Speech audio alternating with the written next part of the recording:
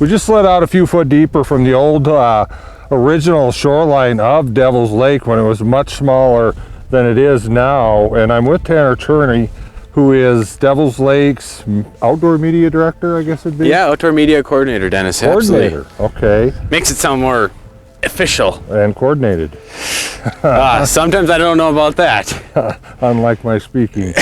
But with that, give us a little history of the lake, because this thing is absolutely massive. And what has happened to get us to this point? Absolutely. So yeah, like you said, you know, we're fishing on an old shoreline right now.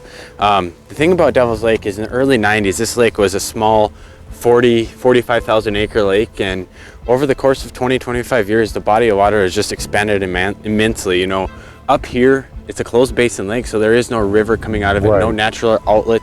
So with being so flat and a lot of runoff and snowpack and stuff, over the course of 25 years, the lake grew from 40,000 acres to over 220,000 at the height of the flooding about 5 years ago. Okay. So it's just covered a ton of water, and it's created a very diverse fishery, from spawning grounds to habitat to structure.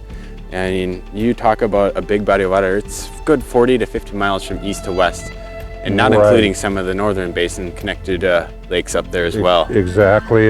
And what I've personally found fishing this, it fishes differently from one area to the other. I mean, there's a million different things you can do to find and catch fish out here. It really is. You know, of course, everyone comes up here to chase jumbo perch, and that can be a great time. It's a run and gun style of fishing up here, but like what we've been doing is a little walleye fishing, and that can fish so differently throughout the whole lake itself. I mean, you can be sitting on an old shoreline like we are and doing your vertical jigging more aggressive.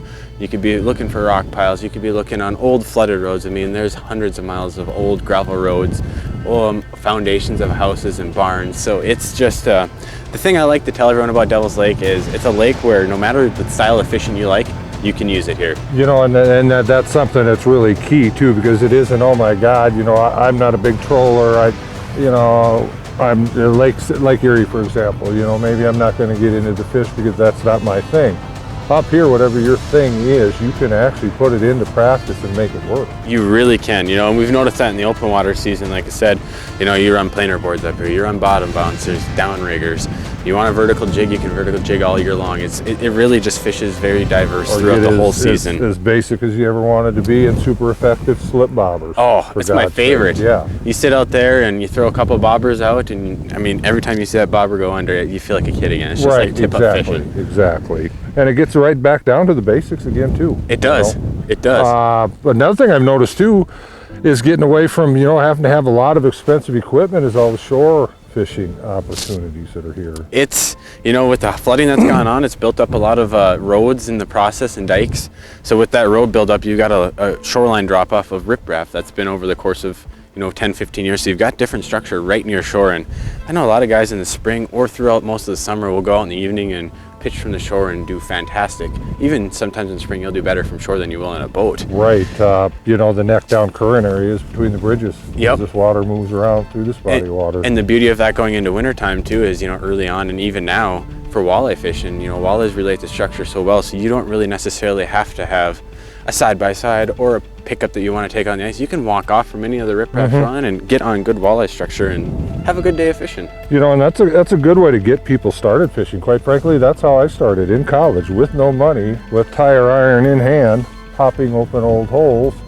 You know, literally fishing with broken off broomsticks with some lines spooled around the darn things. Yep. And, you know, it gives you the opportunity to see if you're going to like it or not, and take it as far as you want. That's the beauty. I mean, there's no boundary to entry like that. It opens a lot of doors for people and gives them that opportunity. And it's been really cool because we have a community college in town here that has actually offered open water and ice fishing classes to students that are here. And a lot of the students are coming to play sports that have never walked on a frozen lake before. So it's just a unique experience that's opening the doors to a lot of new anglers. Perfect.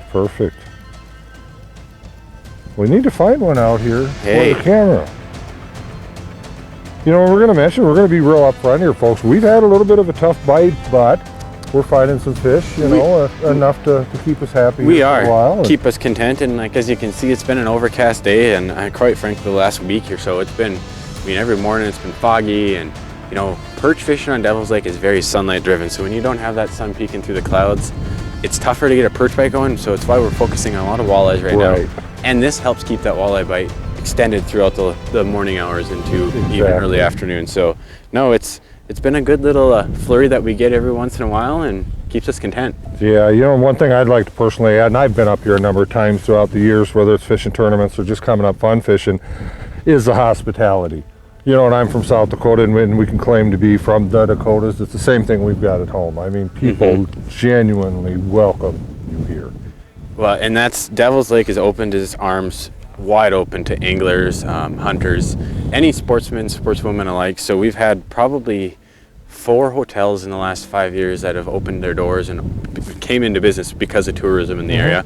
And not only that, but they've put in, we have a year-round fish cleaning station that's indoor, heated and cooled. So it's great for the wintertime, great for the summer, open to the public, free of use. But now we've had all these hotels put in fish cleaning stations and dog kennels at their properties, which has been beneficial. You spend a day in 30 below on the ice and you don't have to fillet fish on your tailgate and freeze your and hands. we sampled some of that last night. We were staying at the Cobblestone there, and I'd made comment on that. That's just handier than heck, because there's nothing worse than a bucket full of fish that look like bricks. No, absolutely. So no, our community has been very warm and welcoming to anglers and sportsmen and hunters and everyone in the outdoors coming in. And to add with that, we've had a few new restaurants pop up in town. So we're happy to have folks like you here.